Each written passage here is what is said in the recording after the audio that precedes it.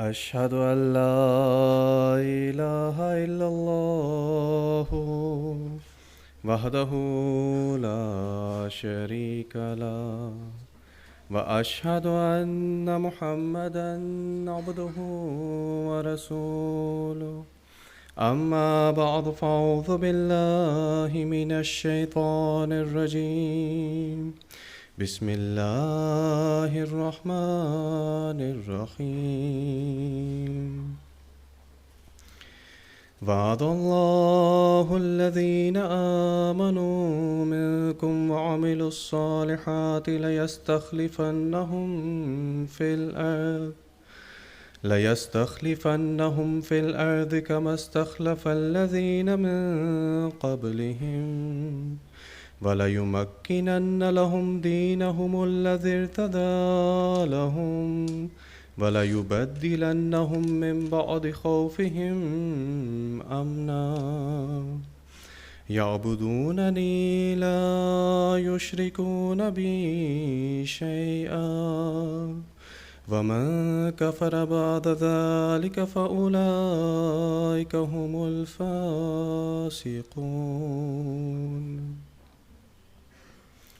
یہ سورہ نور کی آیت نمبر 56 ہے۔ اس کا اردو ترجمہ ہے: تم میں سے جو لوگ ایمان لائے اور نیک اعمال بجا لائے، ان سے اللہ نے پختہ وعدہ کیا ہے کہ انہیں ضرور زمین میں خلیفہ بنائے گا، جیسا کہ اس نے ان سے پہلے لوگوں کو خلیفہ بنایا، اور ان کے لیے ان کے دین کو جو اس نے ان کے لیے پسند کیا ضرور تمکنت عطا کرے گا، اور ان کی خوف کی حالت کے بعد ضرور انہیں امن کی حالت میں بدل دے گا۔ وہ میری عبادت کریں گے، میرے ساتھ کسی کو شریک نہیں ٹھہرائیں گے، اور جو اس کے بعد بھی ناشکری کرے تو یہی وہ لوگ ہیں جو نافرمان ہیں۔ اس آیت کو آیت استخلاف بھی کہا جاتا ہے، اور خاکسار کی تقریر کا عنوان ہے خلافت کی برکات۔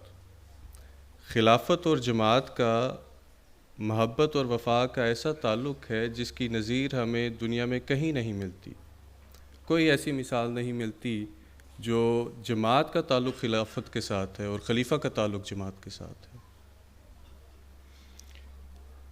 یہ جو محبت کا تعلق ہے یہ دنیاوی کاوشوں سے پیدا نہیں ہو سکتا، دنیاوی کوششوں سے پیدا نہیں ہو سکتا۔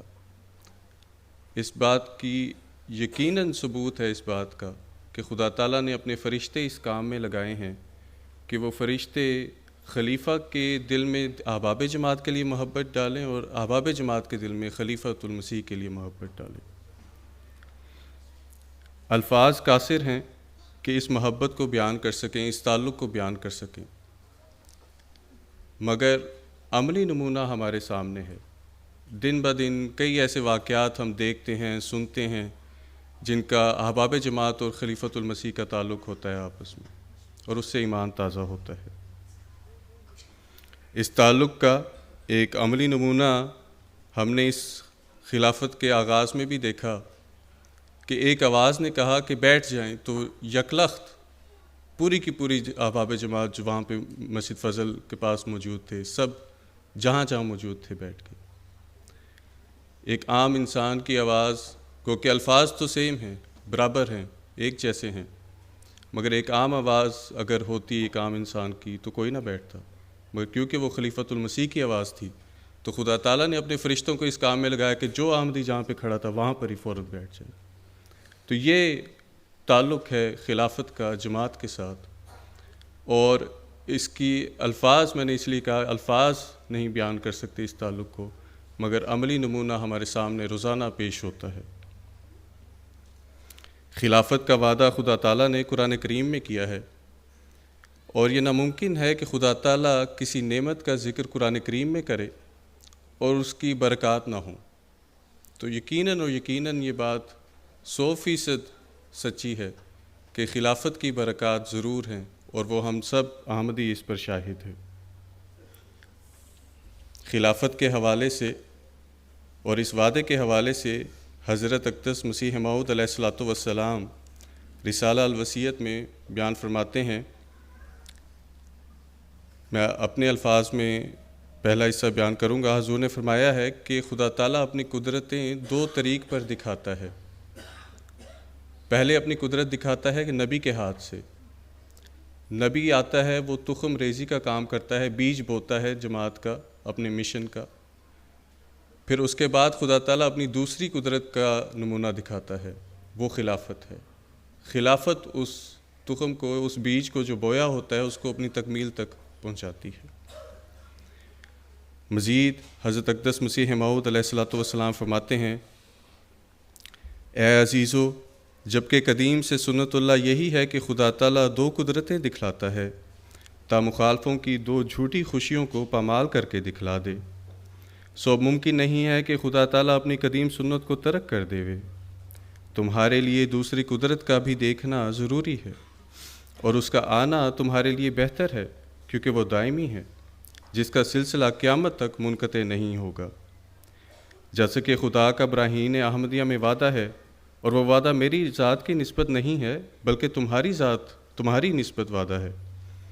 جیسا کہ خدا فرماتا ہے کہ میں اس جماعت کو جو تیرے پیروں ہیں قیامت تک دوسروں پر غلبہ دوں گا۔ ہمارا خدا وعدوں کا سچا اور وفادار اور صادق خدا ہے، وہ سب کچھ تمہیں دکھلائے گا جس کا اس نے وعدہ فرمایا ہے۔ اگرچہ یہ دن دنیا کے آخری دن ہیں اور بہت بلائے ہیں جن کے نزول کا وقت ہے، پر ضرور ہے کہ یہ دنیا قائم رہے جب تک وہ تمام باتیں پوری نہ ہو جائیں جن کی خدا نے خبر دی۔ میں خدا کی طرف سے ایک قدرت کے رنگ میں ظاہر ہوا، اور میں خدا کی ایک مجسم قدرت ہوں، اور میرے بعد بعض اور وجود ہوں گے جو دوسری قدرت کا مظہر ہوں گے۔ معزز سامعین، حضرت اقدس مسیح موعود علیہ الصلوۃ والسلام نے اپنے بعد خلافت کا جو اجرا ہونا تھا، خلافت نے جو جاری ہونا تھا، دوبارہ قائم ہونا تھا، یہ آپ نے رسالہ الوصیت میں 1905 میں فرمایا، آپ کے وصال سے 3 سال پہلے۔ اسی طرح آپ کے وصال سے چند ماہ پہلے، 5 ماہ پہلے، دسمبر کے ماہ میں 1907 میں اللہ تعالیٰ نے آپ کو الہام کیا۔ وہ الہام یہ تھا، 27 کو ایک واقعہ۔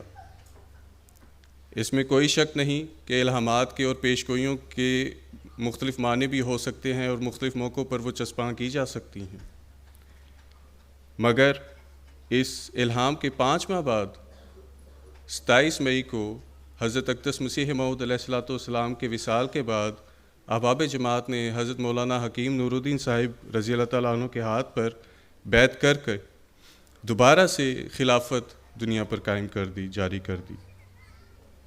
اور یہ کوئی معمولی واقعہ نہیں، یہ اسلامی اور مذہبی تاریخ میں ایک بہت عظیم واقعہ ہے، کیونکہ یہ نظام جو اس 27 تاریخ کو پھر سے قائم کیا گیا، حضور صلی اللہ علیہ وسلم کی پیش گوئی کے مطابق تا قیامت قائم رہنے والا ہے، اور دنیا میں رہنے والے ہر فرد، کیا یورپ اور کیا ایشیا، ہر شخص کے سکون، اطمینان، دلجوئی اور رہنمائی کا اب واحد ذریعہ ہے۔ ہم نے اب تک یہ تو دیکھ لیا کہ خلافت کا مذہبی لحاظ سے کیا مقام ہے، لیکن دنیاوی لحاظ سے اس کا کیا مقام ہے، کیونکہ ایک چیز کی اہمیت سمجھنے کے لیے یہ ضروری ہے کہ یہ دیکھا جائے کہ اس کا مقام کیا ہے۔ جتنا اونچا اس کا مقام ہوگا، جتنا بڑا اس کا مقام ہوگا، اتنی ہی زیادہ وہ اہم چیز ہوگی۔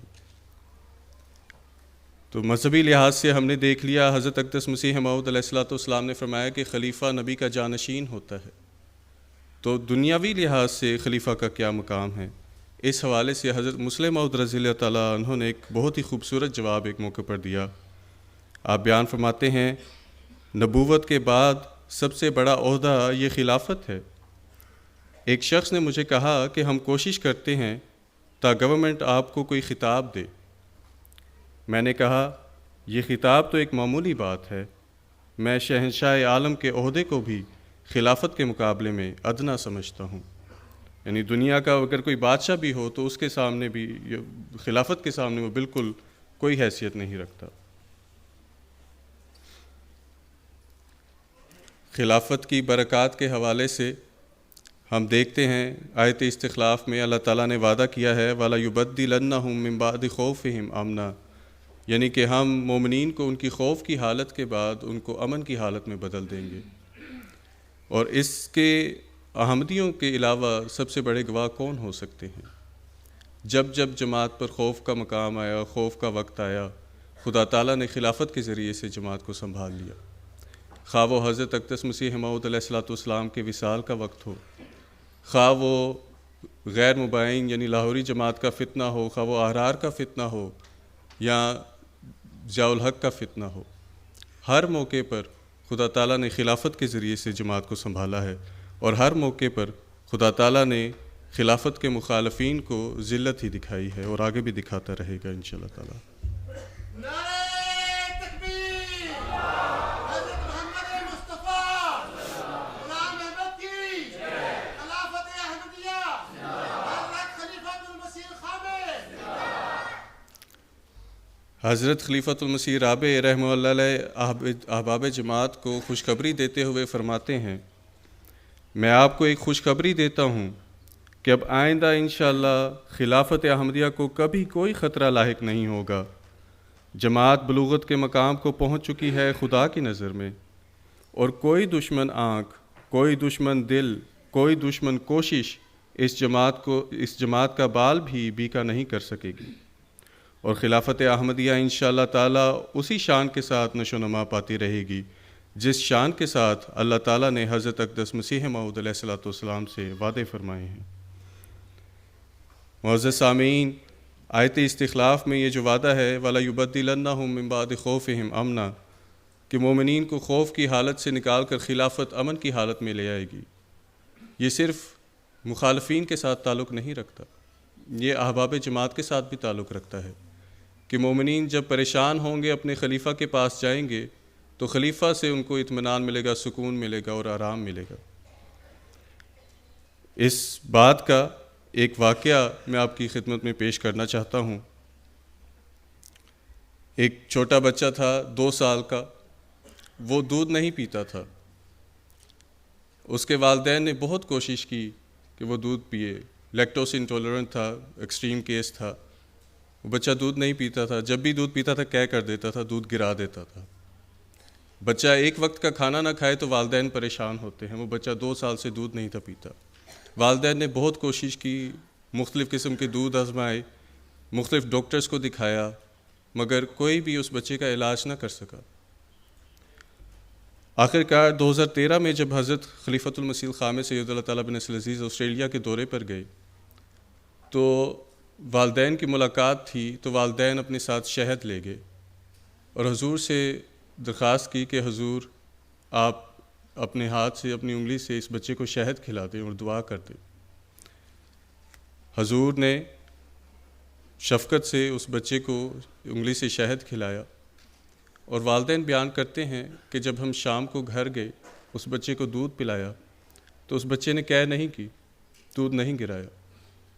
اگلی صبح پھر ہم نے جب پھر اس بچے کو دودھ پلایا تو پھر بچے نے دودھ پھر سے ہضم کر لیا، پھر دودھ نہیں گرایا، اور اس کے بعد کبھی بھی اس بچے نے دودھ نہیں گرایا اور ہمیشہ دودھ پی لیا۔ تو یہ اللہ تعالیٰ کا نشان ہے کہ وہ اپنے خلفاء کی دعا فوراً قبول کرتا ہے اور احباب جماعت کی مومنین کی پریشانیاں خلافت کے ذریعے دور کر دیتا ہے۔ اسی طرح خلافت کی ایک بہت بڑی برکت یہ ہے کہ ایسے لوگ جن کا ایمان کمزور ہوتا ہے یا جماعت کے مخالفین ہوتے ہیں، ان کو خلیفۃ المسیح کے چہرے کے نور سے ہی راہ راست پر لے آتا ہے۔ ایسا ایک واقعہ گیمبیا میں پیش آیا۔ ایک گاؤں میں جماعت قائم کی گئی، اس جماعت میں جب تبلیغ کا کام شروع کیا گیا تو ایک وہاں پہ مخالف تھا جو جماعت کا لٹریچر کبھی بھی قبول نہیں تھا کرتا اور مخالفت کرتا تھا۔ اس کو ایک دفعہ ادھر کے جماعت کے احباب نے، دایان اللہ نے اپنے مشن ہاؤس بلایا کہ فلاں دن ہمارا تبلیغ کا پروگرام ہے، آپ وہاں پہ آئیں، ہم آپ کے سوالوں کے جواب بھی دیں گے۔ وہ شخص جب مشن ہاؤس آیا اس پروگرام پر تو اس نے کہا کہ میں آپ کے پروگرام میں شامل نہیں ہوں گا، ہاں میں بعد میں آپ کے ساتھ بیٹھ کر اپنے سوالات کروں گا، پھر آپ مجھے اس کے جواب دیں۔ تو اس وقت جو وہاں پر موجود تھے احباب جماعت، انہوں نے ان کو علیحدہ کمرے میں بٹھا دیا اور ٹی وی پر MTA لگا دیا۔ وہ اس وقت حضور کا خطبہ لگا ہوا تھا، وہ MTA دیکھتا رہا، خطبہ سنتا رہا حضور کا۔ تو جب پروگرام ختم ہوا تو جب احباب جماعت اس کے پاس گئے تاکہ اس کے ساتھ تبلیغ کی بات کریں تو اس کے الفاظ یہ تھے کہ یہ شخص جھوٹا نہیں ہو سکتا، یہ خلافت تو مجھے سچی خلافت لگتی ہے، یہ ممکن نہیں کہ میں اب پیٹھ پھیر لوں۔ اور ایسا ہوا کہ اس نے اپنے خاندان کے 10 افراد کے سمیت بیعت کر لی۔ تو اس طرح خدا تعالیٰ صرف حضور انور اید اللہ تعالیٰ بن نصر العزیز کے اور خلافت کے نور سے ہی لوگوں کو ہدایت دیتا ہے۔ اسی طرح ہم دیکھتے ہیں کہ آج کل دنیا میں کئی مسلمان ہیں جو جھولیاں پھیلائے آسمان سے پکارتے ہیں، دعائیں کرتے ہیں کہ اے خدا ہمیں زمانے کا امام بھیج دے، ہمیں ایسے رہنما دے دے جو ہمارا درد اپنا درد سمجھتے ہوں، ہمیں ایسے لیڈر دے دے جو ہماری تکلیف کو اپنی تکلیف سمجھتے ہوں اور اپنا آرام قربان کر کے ہمیں آرام دینے والے ہوں۔ مگر وہ لیڈر بھی ایسے ہیں جو ان کی کسی بھی لحاظ سے مدد نہیں کرتے۔ یہ ہماری احباب جماعت کی خوش قسمتی ہے کہ ہمیں خدا تعالیٰ نے ایک ایسی خلافت سے نوازا ہے جو ہماری درد کو اپنا درد سمجھتی ہے، ہماری تکلیف کو اپنی تکلیف سمجھتی ہے اور ہمارے آرام کے لیے اپنے آرام کو قربان کرنے کو تیار ہوتی ہے۔ ایک واقعہ حضور کے دورہ کینیڈا کا واقعہ ہے 2012 کا۔ حضور کا وہاں پر مسجد کے سامنے قیام تھا، سڑک کے اس پار قیام تھا اور سڑک کی دوسری طرف مسجد تھی اور اس میں فاصلہ تقریباً 300 سے 400 میٹر کا تھا۔ تو حضور نماز پر پیدل جایا کرتے تھے اور جب حضور نماز کے لیے جاتے تھے تو احباب سڑک کی سائڈ پر کھڑے ہوتے تھے تاکہ حضور کو سلام کہہ سکیں، حضور کو دیکھ سکیں۔ تو یہ حضور کا معمول تھا کہ وہ پیدل جاتے اور سلام بھی کرتے اور احباب ان کو حضور کو دیکھ بھی لیتے۔ ایک دفعہ ایسا ہوا کہ شدید بارش ہوئی، بہت زیادہ بارش ہوئی اور لوکل انتظامیہ نے ادھر گاڑی کا اہتمام کر دیا کہ حضور کو بارش میں نہ چلنا پڑے، حضور گاڑی پر مسجد آ جائیں۔ حضور جب باہر نکلے مسجد جانے کے لیے تو حضور نے فرمایا میں گاڑی پر نہیں جاؤں گا، میں پیدل مسجد جاؤں گا۔ شدید بارش ہو رہی تھی، لوکل انتظامیہ نے چھتری کا انتظام کیا اور چھتری کے نیچے حضور مسجد پہنچے، لیکن چھتری ہونے کے باوجود مسجد پہنچنے تک حضور کے کپڑے بالکل بھیگ چکے تھے۔ جب حضور واپس لندن آئے تو قافلے کے ایک فرد نے حضور سے عرض کی کہ حضور اس دن گاڑی بھی موجود تھی تو آپ نے گاڑی کا استعمال نہیں کیا۔ پیارے حضور کا جواب یہ تھا کہ جب میں باہر نکلا مسجد سے، جب میں باہر نکلا اپنی رہائش سے تو میں نے دیکھا کہ اس شدید بارش میں 3 یا 4 احمدی احباب میرا انتظار کر رہے تھے کہ میں آؤں اور ان کو سلام کروں۔ تو یہ کیسے ممکن ہے کہ میرے جماعت کے احباب وہاں پر کھڑے ہوں میرے لیے بارش میں اور میں گاڑی پر چلے جاؤں؟ تو اس طرح خلافت اپنے آرام کو احباب جماعت کے آرام اور ان کے سکون کے لیے قربان کرنے کو تیار ہوتی ہے۔ تو اس کا اور دنیاوی لیڈروں کا تو کوئی موازنہ ہی نہیں۔ حضرت خلیفۃ المسیح الخامس اید اللہ تعالیٰ بن نصر العزیز خلافت اور دنیاوی لیڈروں کا موازنہ کرتے ہوئے فرماتے ہیں کہ کون سا دنیاوی لیڈر ہے جو بیماروں کے لیے دعائیں بھی کرتا ہو؟ کون سا لیڈر ہے جو اپنی قوم کی بچیوں کے رشتوں کے لیے بے چین اور ان کے لیے دعا کرتا ہو؟ کون سا لیڈر ہے جس کو بچوں کی تعلیم کی فکر ہو؟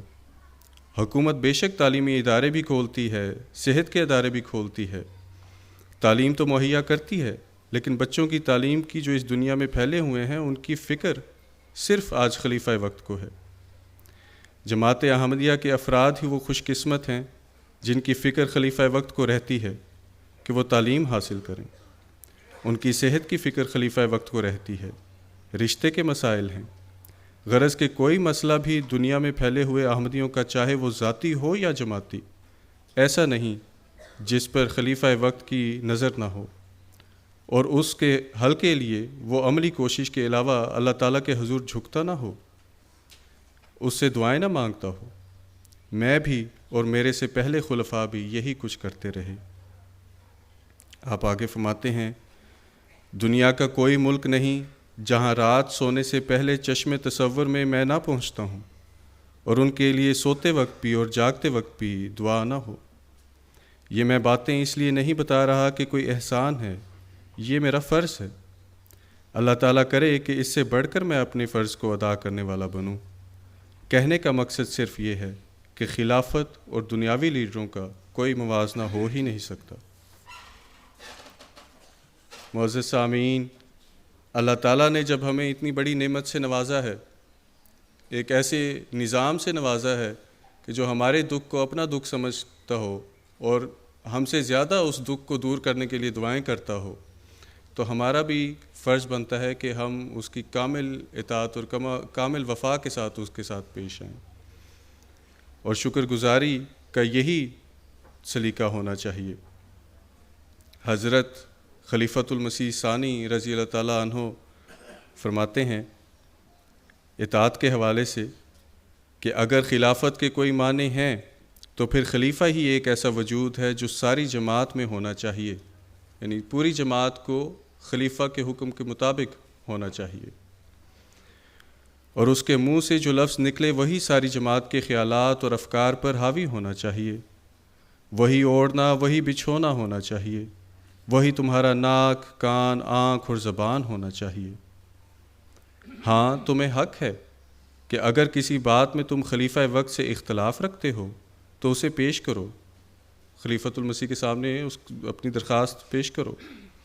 پھر اگر خلیفہ تمہاری بات مان لے تو اپنی تجویز واپس لے لے گا، اور اگر نہ مانے تو پھر تمہارا فرض ہے کہ اس کی کامل اطاعت کرو، ویسی ہی اطاعت جیسے دماغ کی اطاعت انگلیاں کرتی ہیں۔ دماغ کہتا ہے فلاں چیز پکڑ لو، اور انگلیاں جھٹ اسے پکڑ لیتی ہیں۔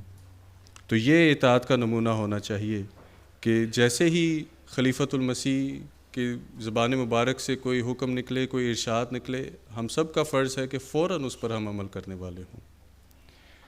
حضرت خلیفۃ المسیح الاول رضی اللہ تعالیٰ عنہ نے ایک بہت ہی خوبصورت مثال دے کر ہمارے لیے واضح کر دیا ہے کہ ایک خلیفہ اور احمدی فرد کا کیا تعلق ہونا چاہیے۔ آپ فرماتے ہیں کہ ہمیں ایسا ہونا چاہیے خلافت کے سامنے اپنے امام کے ساتھ جیسے میت غسال کے ہاتھ میں ہوتی ہے۔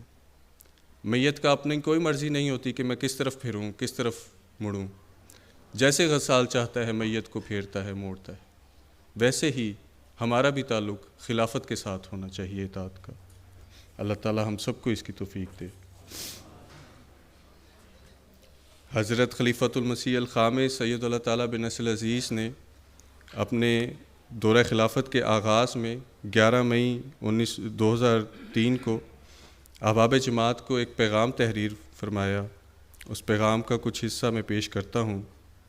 آپ فرماتے ہیں قدرت ثانیہ خدا کی طرف سے ایک بڑا انعام ہے جس کا مقصد قوم کو متحد کرنا اور تفرقے سے محفوظ رکھنا ہے۔ یہ وہ لڑی ہے جس میں جماعت موتیوں کی مانند پروئی ہوئی ہے۔ اگر موتی بکھرے ہوں تو نہ تو محفوظ ہوتے ہیں اور نہ ہی خوبصورت معلوم ہوتے ہیں۔ ایک لڑی میں پروئے ہوئے موتی ہی خوبصورت اور محفوظ ہوتے ہیں۔ اگر قدرت ثانیہ نہ ہو، یعنی اگر خلافت نہ ہو تو دین حق کبھی ترقی نہیں کر سکتا۔ بس اس قدرت کے ساتھ کامل اخلاص اور محبت اور وفا اور عقیدت کا تعلق رکھیں، اور خلافت کی اطاعت کے جذبے کو دائمی بنائیں، اور اس کے ساتھ محبت کے جذبے کو اس قدر بڑھائیں کہ اس محبت کے بالمقابل دوسرے تمام رشتے کمتر نظر آئیں۔ امام سے وابستگی میں ہی سب برکتیں ہیں، اور وہی آپ کے لیے ہر قسم کے فتنوں اور ابتلاؤں کے مقابلے کے لیے ایک ڈھال ہے۔ چنانچہ حضرت خلیفۃ المسیح ثانی المسلم موعود رضی اللہ تعالیٰ عنہ فرماتے ہیں جس طرح وہی شاخ پھل لا سکتی ہے جو درخت کے ساتھ ہو، وہ کٹی ہوئی شاخ پھل پیدا نہیں کر سکتی جو درخت سے جدا ہو۔ اسی طرح وہی شخص سلسلہ کا مفید کام کر سکتا ہے جو اپنے آپ کو امام کے ساتھ وابستہ رکھے۔ اگر کوئی شخص امام کے ساتھ اپنے آپ کو وابستہ نہ رکھے تو خواہ وہ دنیا بھر کے علوم جانتا ہو، وہ اتنا بھی کام نہیں کر سکے گا جتنا بکری کا بکروٹا۔ مزید حضرت خلیفۃ المسیح الخامس ایت اللہ تعالیٰ بن نصر العزیز فرماتے ہیں بس اگر آپ نے ترقی کرنی ہے اور دنیا پر غالب آنا ہے تو میری آپ کو یہی نصیحت ہے اور میرا یہی پیغام ہے کہ آپ خلافت سے وابستہ ہو جائیں، اس حبل اللہ کو مضبوطی سے تھامے رکھیں ہماری ساری ترقیات کا دار و مدار خلافت سے وابستگی میں ہی پنہا ہے۔ اللہ آپ سب کا حامی و ناصر ہو اور آپ کو خلافت احمدیہ سے کامل وفا اور وابستگی کی توفیق عطا فرمائے۔ آخر میں خاکسار ایک دعا آپ کی خدمت میں پیش کرنا چاہتا ہے۔ یہ دعا کوشش کرنی چاہیے کہ ہمارے روز کا معمول ہو۔ ہر احمدی روزانہ کئی مرتبہ یہ دعا ضرور کرے۔ یہ دعا خلیفۃ المسیح کے لیے دعا ہے۔ اس کے عربی الفاظ ہیں: اللہم ایّد امامنا بروح القدس و بارک لنا فی امورہ و امرہ۔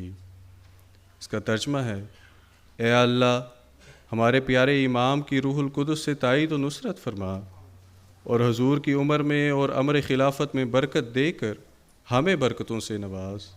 آمین۔